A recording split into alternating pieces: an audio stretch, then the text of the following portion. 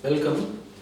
In continuation with our previous lectures with regards to discrete time control systems, the state space representations, we have discussed the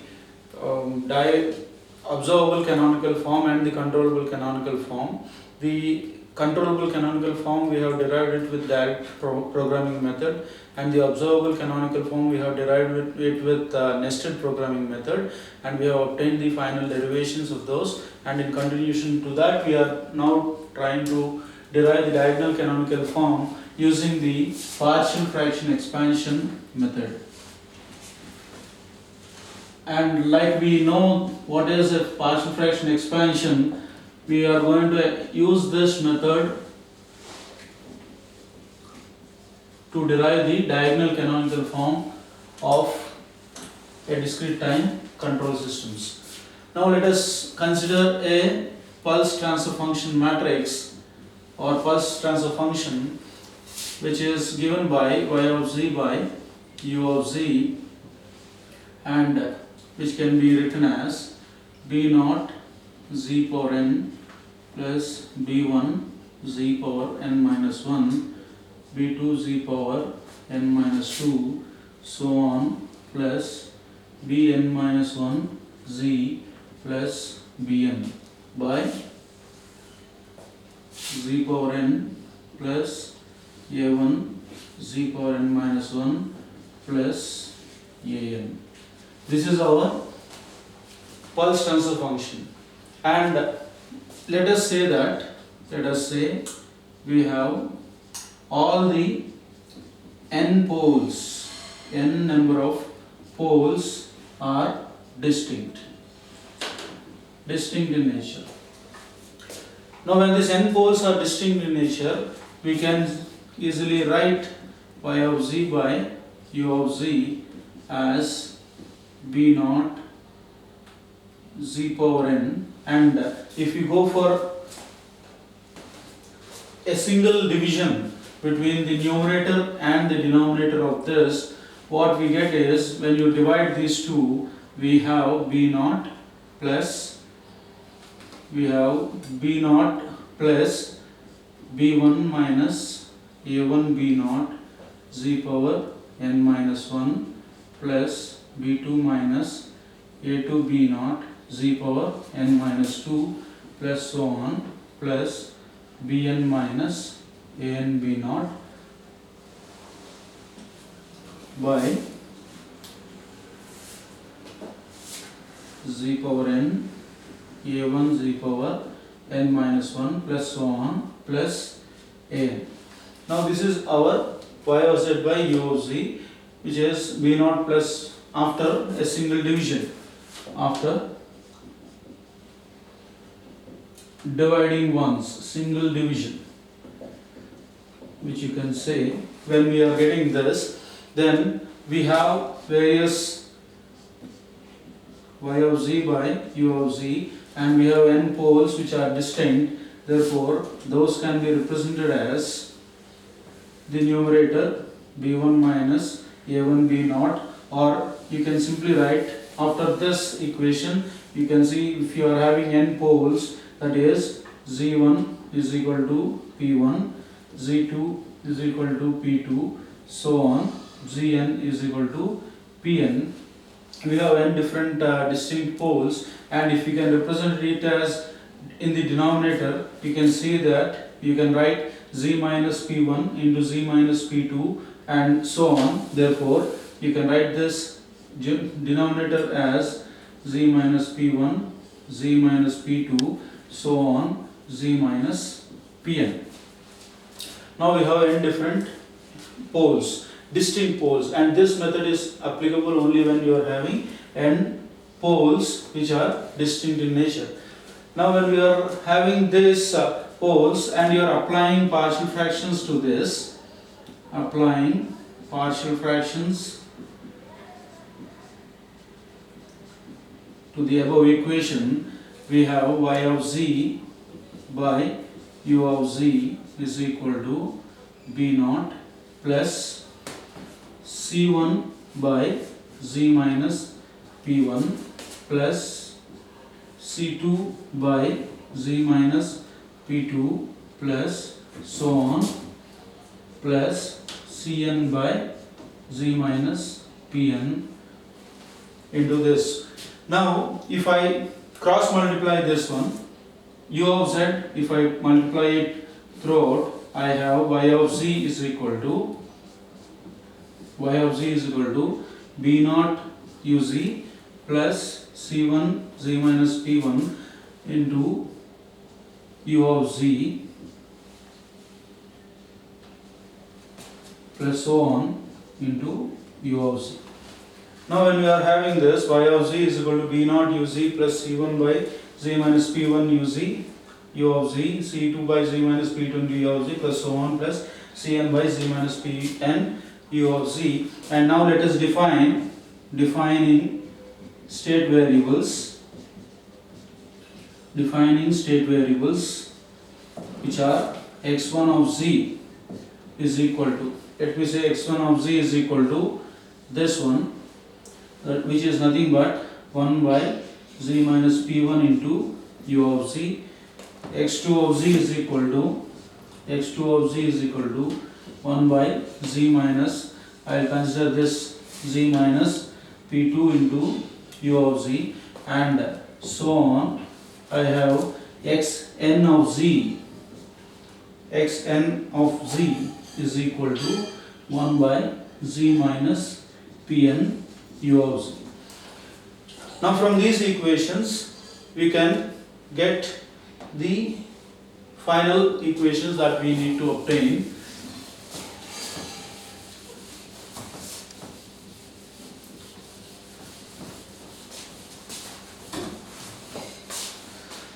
So from this equation, which we can say, if we cross multiply, you have z x1 of z is equal to p1 x1 of z plus u of z, and similarly we have z x2 of z. From this equation we have z into x2 of z is equal to p2 x2 of z plus u of z, and similarly from this equation you can have z xn of z is equal to pn xn of z plus u of z. And this equation which we are, the output equation which we are using it here, can be again replaced as y of z is equal to b naught uz plus c1 x1 z plus c2 x2 z plus so on plus cn xn z. Right, so this equation can be obtained from this, and hence now upon applying inverse z transforms to these equations which we have obtained right now, when we can apply inverse z transforms, or you can say, I write it here, applying inverse z transforms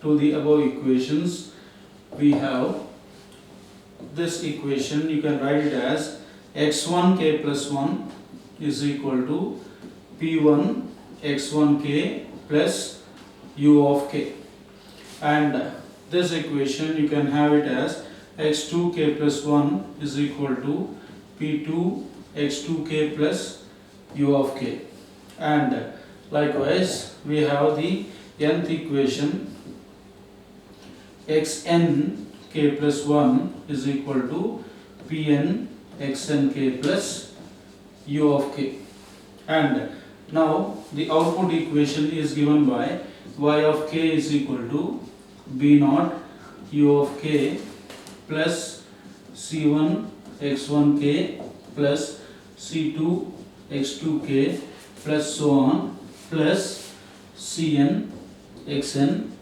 k. Now when you try to obtain or form these equations, this entire set of equations in matrix form, when we go for matrix form, we can have it in this way: x1 k plus 1, x2 k plus 1, so on, xn k plus 1 is equal to p1 0, so on 0 0, p2 so on 0 0 0, pn into x1k, x2 of k, so on xn of k, plus you have all ones, 1 into u of k, and y of k is equal to c1, c2, so on cn into x1 of k, x2 of k, and so on xn of k, plus b naught u of k. So this is the diagonal form, that is all the eigenvalues of the denominator of the given pulse transfer function are obtained in the form of diagonal elements in the system matrix, and the H matrix is all ones, elements of all the elements in the H matrix are all ones, input matrix. The output matrix you have C1, C2, Cn, where C's, all C's are the residues obtained from the partial fraction expansion method.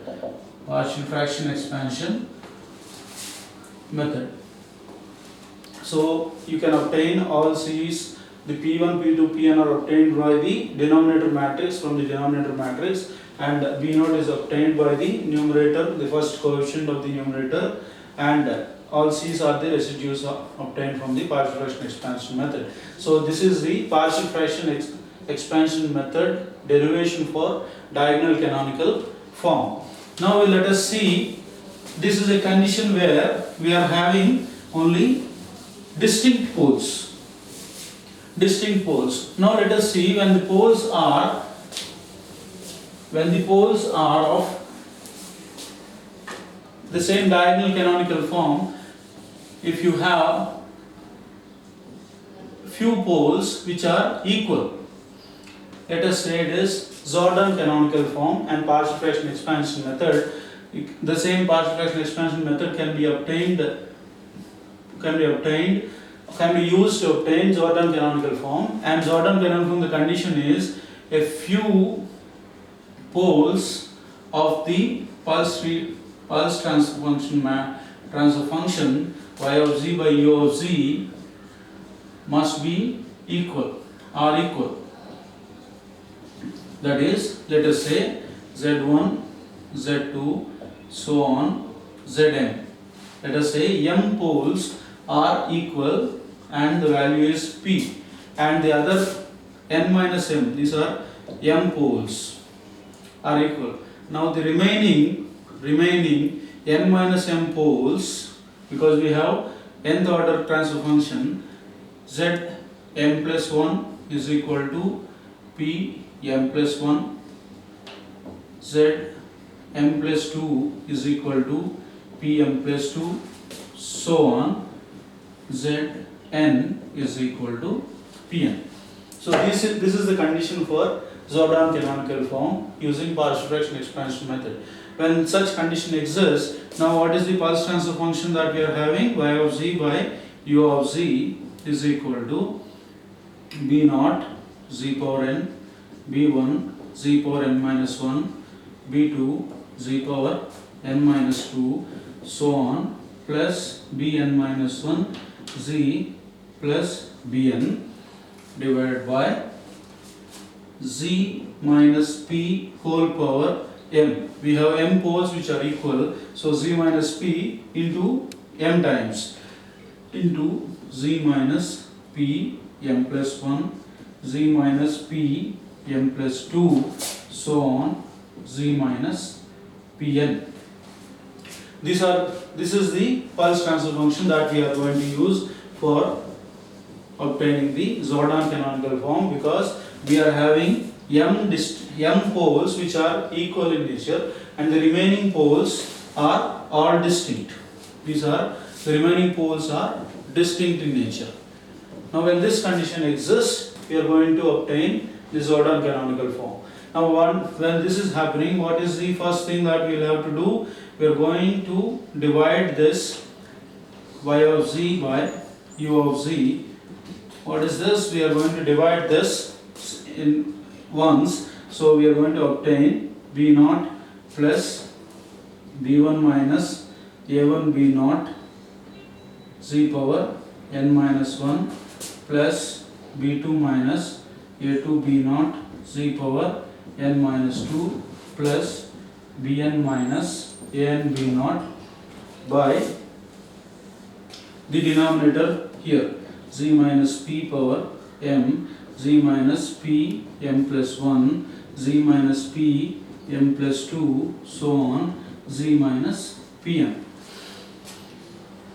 Now applying partial fractions to this, applying partial fractions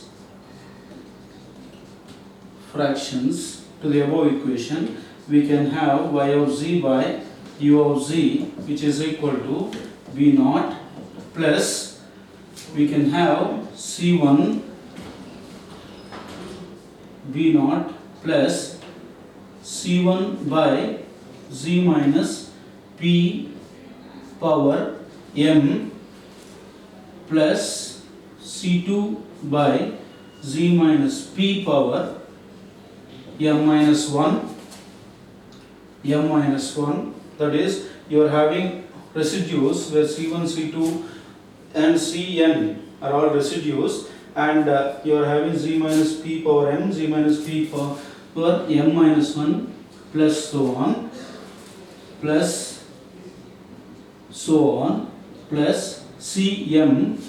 I am going up to the first m equal poles, cm by z minus p, that is m minus 1 reduced and gone up to 1. So this is c1 to cm, z minus p power 1 to z minus p power m. So we are having this plus cm plus 1 by z minus the remaining poles, distinct poles, z minus p m plus 1 plus c m plus 2 by z minus p m plus 2 plus so on plus cn by z minus pn. So this is our equation, and if we multiply throughout by with u of z, we have the output equation as y of z is equal to b0 uz plus c1 by z minus p power m uz plus c2 by z minus p power m minus 1 uz plus cm by z minus p into uz plus cm plus 1 by z minus p plus m plus 1 uz, and all this you will have uz. Now it is our immediate responsibility to define the state variables. Now what are the state variables? How many state variables do we have? We have n number of state variables. That is x1 of z, x2 of z, so on, xm minus 1 of z, xm of z. These are all obtained from the m equal number of poles, equal valued poles, and xm plus 1 z, so on, xn z. Therefore, we will be having n different state variables. From these state variables, how do we define these state variables? From this equation, you can simply consider x1 of z. This is x1 of z, which is nothing but 1 by z minus p power m uz x2 of z, we can consider this, that is 1 by z minus p power m minus 1 uz, and so on. xm minus 1z, that is c m minus 1 by z minus p power 2 uz, and xm cm by z minus p uz. And what is xm plus 1z? xm plus 1 of z, we have this. This is this one, 1 by z minus p m plus 1 uz, and so on. xn of z is equal to 1 by z minus pn uz. Now let us see, we have n different equations. And from these equations, let us see x1 of z by x2 of z. If you divide these two equations, what do we have? We have 1 by something power m, 1 by something power m minus 1. Therefore, I will be having 1 by z minus p. Similarly, x2 of z by x3 of z is also equal to 1 by z minus p. Therefore, we can have xm minus 1z by xmz is also equal to 1 by z minus p. And from this equation gives us xm of z is equal to cm by z minus p uz, and this can be written as, if you cross multiply this one, you will have z xm of z is equal to p xm of z plus cm uz.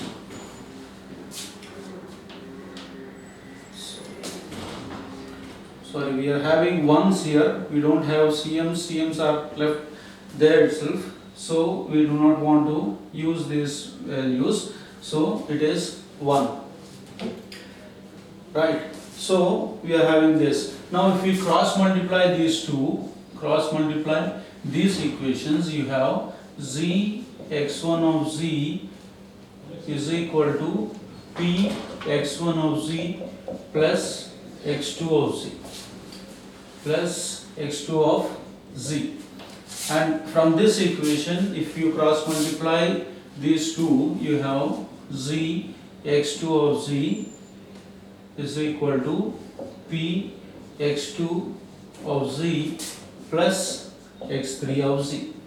Similarly, here z xm minus 1 of z into xm minus 1 of z is equal to p xm minus 1 p xm minus 1 of z plus xm of z. Now this is our penultimate equation in the m equations. Now xm of z, you can have this equation written here. This z xm of z is equal to p xm of z plus u of z. So we have obtained all these equations. Now we need to obtain the remaining equations, remaining n minus m equations,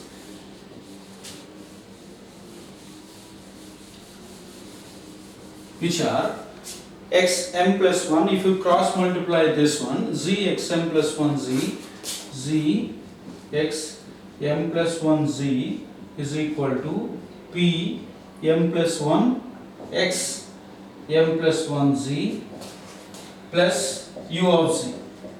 This is the equation which we have written. If you cross multiply here, you are going to get this equation. Z xm plus 1 z is equal to p m plus 1 xm plus 1 z plus u of z, and so on. We have this equation now. The last equation, xn of z. That is, if you cross multiply, z xn z is equal to pn. Z xn z is equal to pn x and z, Pn x and z plus u of z. Right. So we are having this equation, and the output equation can be written, and the output equation here, this can be written in a much simpler way. Y of z is equal to b naught uz plus c1 into x1z plus c2 x2z plus so on plus cm xmz plus cm plus 1 xm plus 1z plus so on cn xn z. Now we have all these equations which we will have to convert them into the discrete domain by applying inverse Z transforms. When we are applying inverse Z transforms to these equations, you can have the first equation here, x1k plus 1. This equation can be obtained as x1k plus 1 is equal to px1k plus x2k. Now the second equation we can obtain as x2k plus 1 is equal to px2k plus x3k, and combined you can get this xm minus 1 k plus 1. This equation you can have it as xm minus 1 k plus 1 is equal to p xm minus 1 k plus xm k. So this equation is obtained. Now to find this equation, you can have xm k plus 1. When you apply inverse Z transforms to that, you have p xm k plus u of k. Right. And now this equation you can have it as x m plus 1 k plus 1 is equal to p m plus 1 x m plus 1 k plus uk, and so on. This equation you will be having it as x n k is equal to pn x n k plus uk, and the output equation eventually you can write it as y of k is equal to b naught uk, this equation, plus c1 x1k plus so on plus cm xmk plus cm plus 1 xm plus 1k plus so on plus cn xn k. Now you can have all the equations of the Jordan canonical form, in this way. So if you can convert this into the transfer function of the matrix form, convert all these equations into matrix form, you can obtain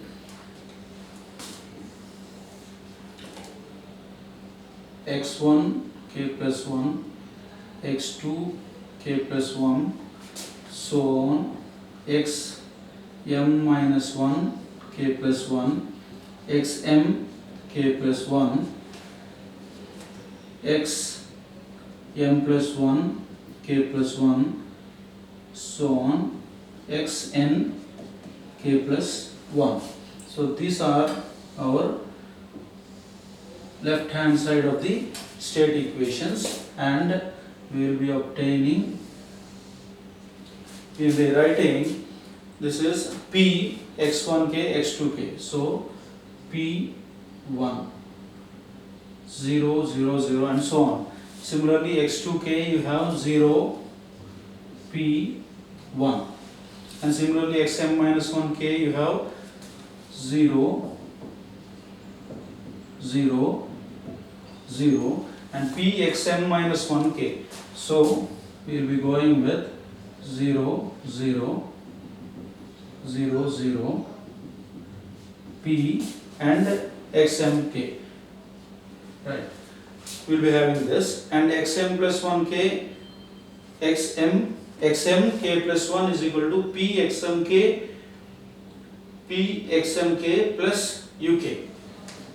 So we will be having 0, 0, the remaining are zeros. This is XM minus 1K.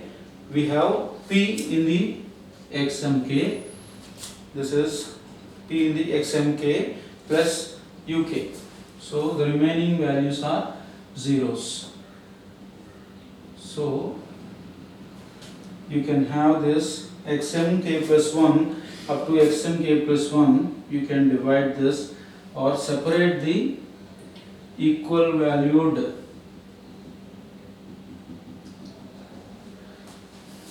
system, equal valued system, and obtain this like this.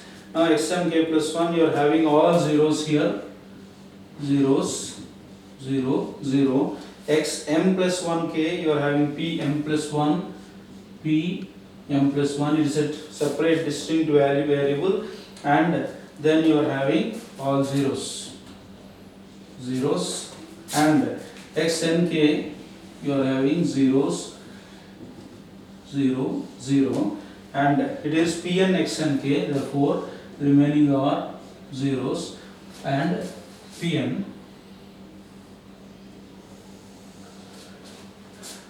and here we have all zeros.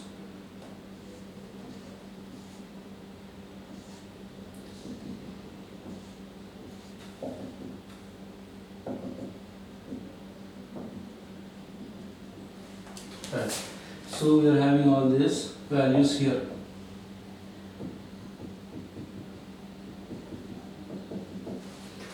Right. So here if you represent this here, this is x1k, x2k, so on, xm minus 1k, xmk, xm plus 1k, and xnk, and this is separated here, and this is xm plus 1 to xmk plus in the first matrices u of k does not exist in all these m minus 1 equations. Therefore, you can put 0, 0, so on, 0, and in the mth equation you have u of k, that is 1. Right. So you can have it u of k. And the remaining matrices you are having u of k all ones. Therefore 1 and 1 into u of k. Now this is the Jordan canonical form way of representing these equations, and the output equation y of k is equal to C1 so on, C2 so on, Cm plus 1 so on, Cn into x1k, x2k, xmk so on, xnk plus b0 u of k, b0 into u of k. So these are the equations that we have obtained from the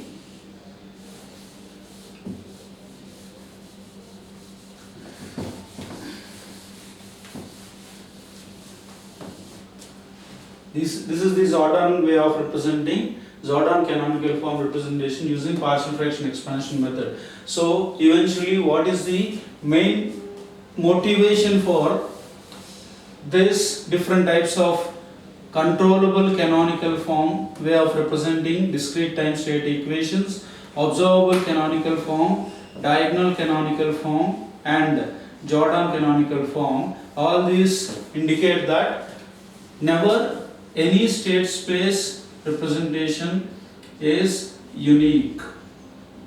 It is not unique. In fact, no state space equations are unique, or state space representations are never unique. We are having different ways of representing the similar the particular physical system in terms of state space representations. Therefore, we have many different types of state representations, and if you can find any matrix which is non-singular, that is P matrix, you can find out the state, you can transform the state representation which you are actually having into any other form. Therefore, no state space representation is unique.